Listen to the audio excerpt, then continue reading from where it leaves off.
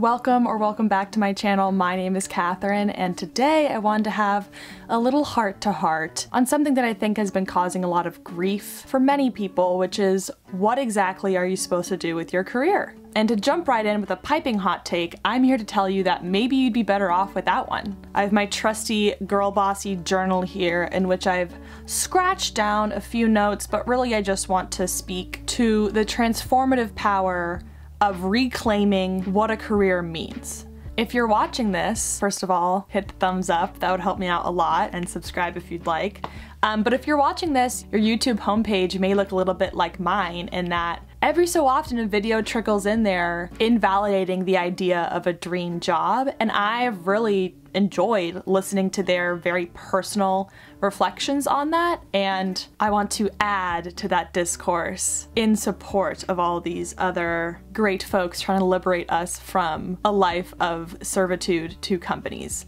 I will have a few of those linked because I love to share other YouTubers, and I also love to watch fresh, up-and-coming content that has not been misguided by the pressure of immense YouTube success, if you know what I mean, so I'll link a bunch of those channels down below. I don't think I've talked about my upbringing too much on this channel, but I was born and raised in the Bay Area, which is a very work-centric culture. I think it gets characterized that way a lot. I never consciously saw that as an unhealthy thing growing up, but what it does do is imbue the youth of Silicon Valley with the intense desire to go to like an elite four-year college and then get a very prestigious brand name job, which greatly impacts the mental health of literal 13-year-olds that are already stressed about their future and their potential and how successful they'll be, instead of just exploring and having fun with friends, like doing creative shit. Like, instead the orientation is very much on like not even just the immediate future of middle school or high school, but like 5 to 10 years out, where you're gonna be. And personally, I just don't think that kids should be concerned with that. And I think we would have much more well-adjusted adults in the world if we allowed kids to be kids.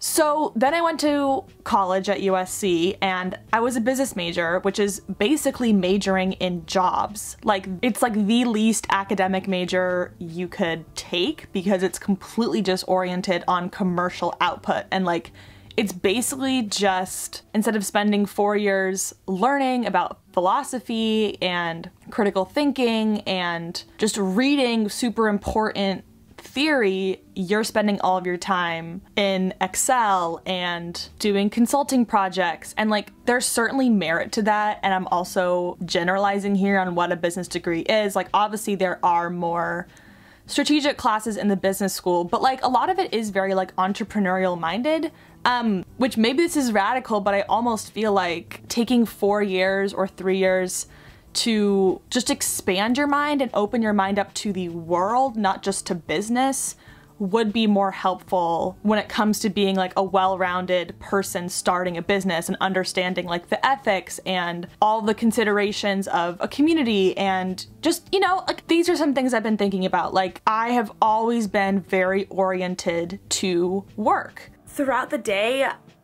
I'm always trying to be more productive. Like, if I ever have any free time, I whip up my laptop and I'm working ahead on a group project, like information or slides, or I'm already editing part of this vlog and getting ahead of myself. And that's just like the kind of person I am. And as soon as I graduated, I plopped right into the corporate track and was a happy little lemming, just charting my course. And I remember very distinctly, like 6 months into it, being like, I don't know if this is for me. I don't think I'm qualified. I don't think I'm competent here. Like, I don't know what I'm doing. I just don't think this is for me. Like, I felt a core misalignment with what I was doing, and I kind of just chalked it up to like, okay, this is how everyone feels. Like, you just have to keep going, and at a certain point it'll settle out and you'll start to realize that nobody knows what they're doing and you just have to figure it out as you go. But I think that we should honor those feelings of like cognitive dissonance and really like question and challenge those, because otherwise you just suppress and deflect those thoughts and just only accept that work is everything and that you should be fully plugged into it, and just quiet any thoughts that maybe you're not. This is all personal to what I experienced. I know a lot of people that are wonderful, skeptical thinkers that never wanted to go into the corporate world and were always questioning it. And I wish I were more like that, but I very much was just climbing my little ladder set out in front of me, spelling out what an impressive career would be. And I remember like maybe a year or two into the corporate world, I got really into the dichotomy of work to live versus live to work. And I started to take in my surroundings and start to pick out examples of, people in my life that live to work versus work to live. Who's happy, who's not, who's fulfilled, who's not. And now it's kind of laughable that I even questioned which two of those options is right or wrong. I think I very quickly was like, well, whatever one suits you best is fine. But genuinely have a hard time accepting that living to work is benefiting you more than it is a company. You have to wonder what's at stake. And I'm just saying, when they index like the happiest countries in the world, and I don't know exactly what the index is based on, so maybe it's flawed and corrupt too, but they tend to be countries like Denmark where work is just downplayed in your identity so much more. Like I remember going to the Netherlands and it's like, if you ask someone, what they do, they'll answer, oh, well, I'm a cyclist, I'm a father, I'm a writer, and then maybe the second to last thing would be like, and I'm an accountant.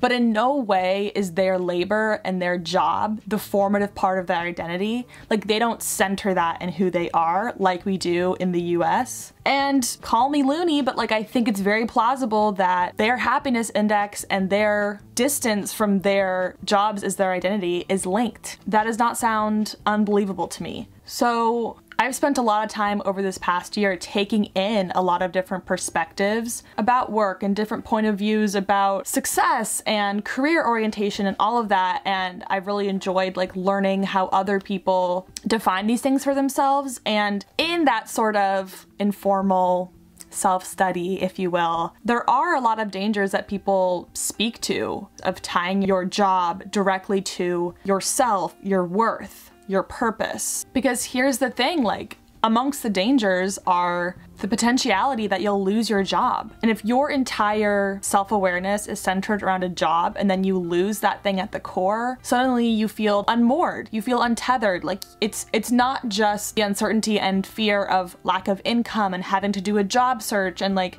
all of that change, but you're also dealing with a shift in identity and this feeling of losing who you are and complete dissonance with your entire worldview.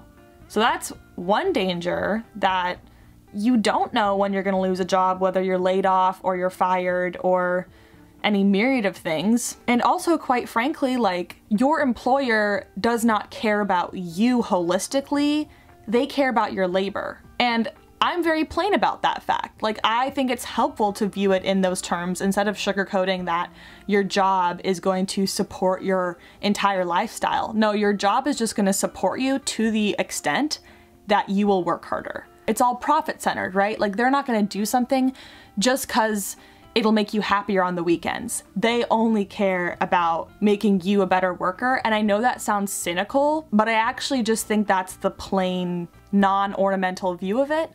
And it's really hard to see someone starting to experience the dangers of consolidating your identity and your work in real time. There's been no better example of that and no more unsettling example of that than Goodbye Again by Johnny Sun. This book just came out and it is so profoundly sentimental and ridiculously reflective about what it's like to be someone who prioritizes productivity over all else, like literally all else, and also to see the progression from that to what true care looks like. So I just wanted to read a couple passages from this. I found it really scary whenever I resonated with something Johnny said, because these are very bleak realizations. They're not cool and sexy and fun. This passage is called On Yearning. It's one of the first 3 or 4 essays in the book, and the first line opens, "The most productive years of my life so far have also been my loneliest. I don't know if the loneliness was a requisite for this, but I also don't have any productive years where I haven't been lonely to compare this to. Even knowing that most productive should not be the goal of my years to begin with, I've still learned to be more comfortable with being isolated than with being unproductive. When I am not able to work, when I'm out with friends or having a conversation with someone or traveling or buying groceries or doing the laundry or eating, I get this itchy, hollow longing that doesn't go away until I am in front of my work again. If I were talking about a person, I suppose that might be called love. It doesn't feel right to call this feeling by the same name. I'm very quickly realizing that almost every passage from this book is applicable to this topic, so I'm just going to read one more passage and then we'll move on. But this one's called Making Rest. The only way I feel able to take a break is if I stay up all night working, or if I stay up for multiple nights working, until I finally exhaust myself physically and mentally to the point where I am forced to stop working, because I am incapable of producing any more usable work, at least for a day. I fear that I have learned to look forward to burning myself out like this, to love this numbed exhaustion, because it is the closest thing I can get to some form of rest.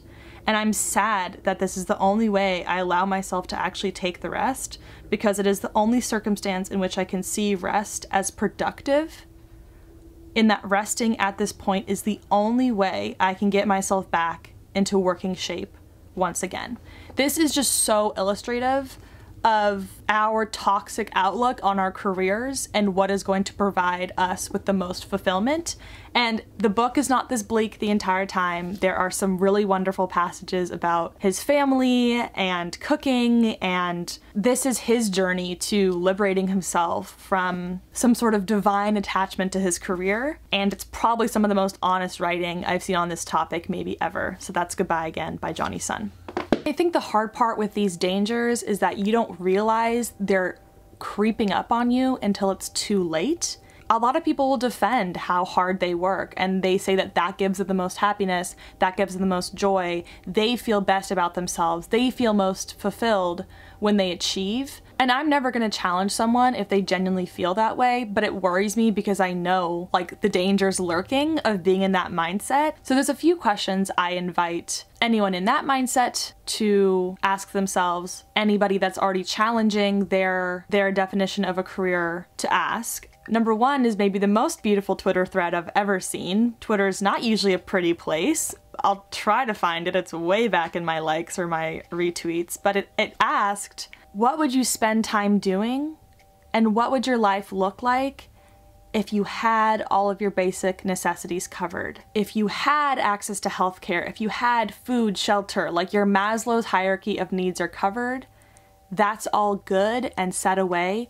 What would you spend your time doing? And I think this is a really, really important question, because a lot of people say, I see this a lot in like UBI discourse, is that if you just pay people to exist, they won't do anything, and that humans are lazy, and if we don't have a job and have work, we will not do anything. And this thread was such a powerful example of all of the things that people are yearning to do, but that they aren't able to fully devote themselves to because they have to spend countless hours every week selling their labor to be able to afford human necessities. A lot of people want to start a garden. A lot of people want to devote their life to art. I know a lot of people that would love to become therapists or social workers or devote themselves to some very giving field, but they can't because the debt that school would put them in order to get that degree and be able to work those fields is inescapable. And so they just can't do what they want to do. Like, there's so much we're limited by. So I would ask yourself, like,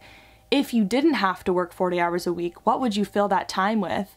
And that's a really wonderful way to reset on what your internal passions are. Alternatively, you could also ask yourself, what would you spend your retirement doing? It's really, really sad and bleak that we feel like we have to wait 40 years just to be able to do what we want with our lives. Like, as if your 40, 50-year career is in exchange for, like, I don't know, 10 years of retirement where you get to be free and do whatever you want. It's really sad to me. And so a lot of people answer, you know, travel. I personally would love to become like a docent at a museum. I would love to continue to do YouTube. I would love to run a blog. I would love to hike all the time.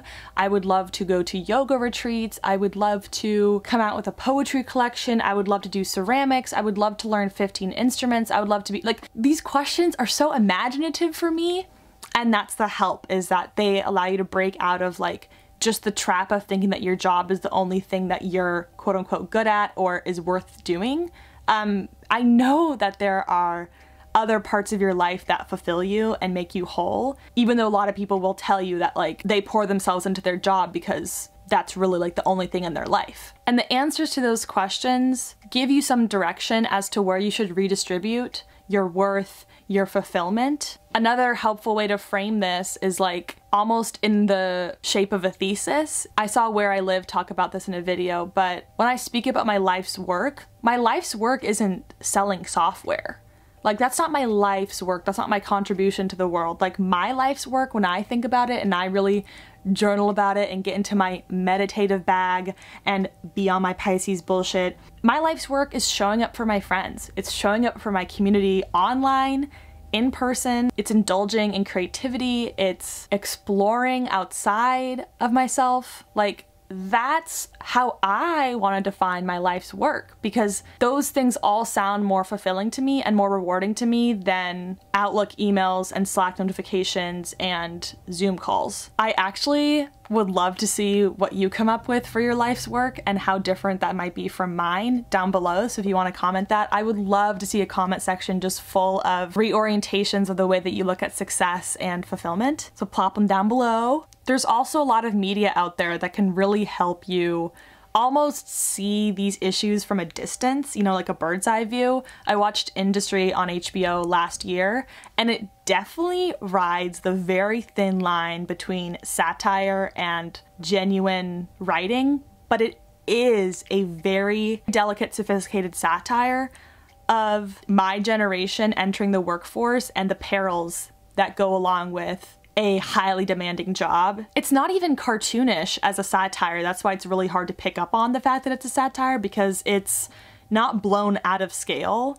It's hauntingly like relatable. Like, I know people in that lifestyle, and I was very close to being in that lifestyle, so I recommend that show as a nice way to kind of like allow you to take a step back. I also love the Cottage Fairies YouTube channel. She completely broke away from civilization, period, and she's living out a lot of our dreams of just moving to a cabin in the woods and rebuilding and being in your own self-sustaining ecosystem where nobody else is like placing demands on you. Like, she's living out that dream, and she is so mindful about her thought process and shares that all out, so I recommend her as well. And I would love to see more media like that, you know, normalizing taking a gap year in the middle of your career, normalizing gaps in a resume, normalizing pivoting super often. I mean, we've seen van life crop up this year as a response to the increasing demands of capitalism, is the way I see it.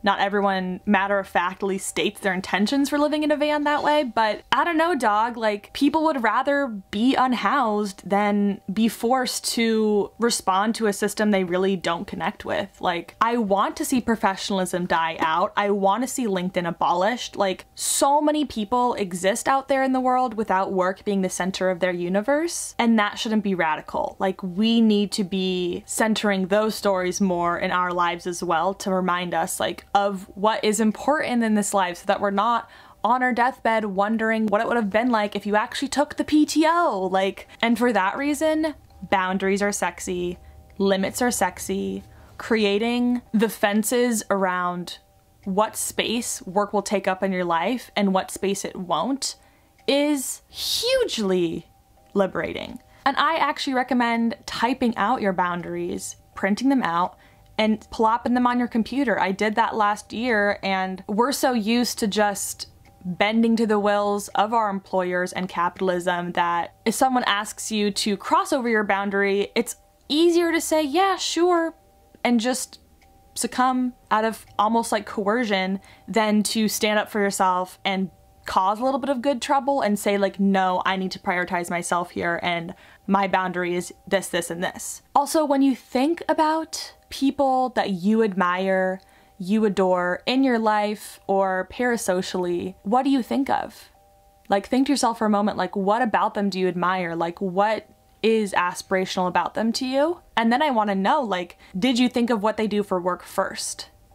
or even in any of those things you admire about them. Also, if you want to put that in the comment section, I would love to read them. I'm a very curious, nosy person. I love being in the comment section. So please do not hesitate, especially if you're typically a ghost viewer and you don't engage. I love feedback and I would love to hear from you. Also, if this is resonating with you, go ahead and subscribe. The button is down below. These are very central themes to my channel's quasi rebrand in 2021, so these types of conversations will only continue on my channel. The last anecdote I want to touch upon before we close out this video is Anne Helen Peterson's writing. She wrote a book called Can't Even: How Millennials Became the Burnout Generation. I haven't read the book, so I cannot personally recommend it, but I do follow her and I read her Substack every week that she sends out of like shorter form writing. And she recently shared, this is like a little turducken situation where I have an article within an article within an article, but she shared an article called Welcome to the YOLO Economy. It's on New York Times site, so if you haven't hit your limit for articles you can read, I'll have it linked down below. Or if you're actually paying them and you're subscribed to them, you can read it. But it's essentially about people that started their career, were happily chugging along, and then hit a wall and were like, can't do this anymore, gotta go. And so they actually did. They were just like, fuck it, I'm out of here. People that were so drained and depleted that they didn't feel like they even knew how to do their job anymore, which is such a failure of capitalism. Like, capitalism was one job, is to get us to keep selling our labor, and it's literally sending us so far to the extreme that a lot of people are saying, YOLO, I'm gonna go start a farm. The term he coined is the YOLO economy, and it was kind of crazy to even see an article about that, because I'm like, damn, there are enough people operating this way and challenging the notion of a career that we have a term now for it. Like, this is getting real. Like, this is happening. People are fed up with professionalism and the idea of just plugging yourself into a 40-year career because they're realizing, like, that doesn't really suit their needs and what they need to feel whole. My closing argument, if you will take it, is that the idea of a 40-year career was invented by corporations to provide consistent labor. They know that if you're concerned about your successful career and a sequence of well-flowing jobs that just get more and more impressive over time, you're gonna keep your ass in your seat. You're not gonna ask questions. You're just going to do whatever they need to get higher and higher. You're gonna go above and beyond your Call of Duty, above your job description. You're just going to keep chasing, chasing, chasing. When in reality, 40 years is a long ass time to pick something at 22 and then just stick with it. It actually concerns me to do one thing for 40 years. That does not interest me. That does not provide me with safety and comfort. A lot of people would probably say, that's just because you haven't found something you love and something that really fulfills you. And I'm like, jobs aren't designed for you to love them. That's not the point. The point is just to give you income so you can participate in society. Like, and most people just don't want to accept that, and that's totally fine. Like, I know I'm gonna get some flack in the comments and some dislikes from people that don't want to accept that, and they want to love their job. And I'm not saying you can't. If you are one of the magical few that genuinely feels like your work is in 100% alignment with your life's purpose and your vision for your existence, freaking kudos. I just personally don't even want to accept that expectation because I think it's a losing game for me. I think if I'm just searching for anything that's going to give me everything, whether that's a person or a job, it's unrealistic. And that's where I'll leave you. I will invite you to follow me on Instagram, where I will be getting a tattoo of my preppy style somewhere on my body if we get to 10,000 followers by the end of 2021. Thank you so much for watching. I will see you all next time, and Katherout.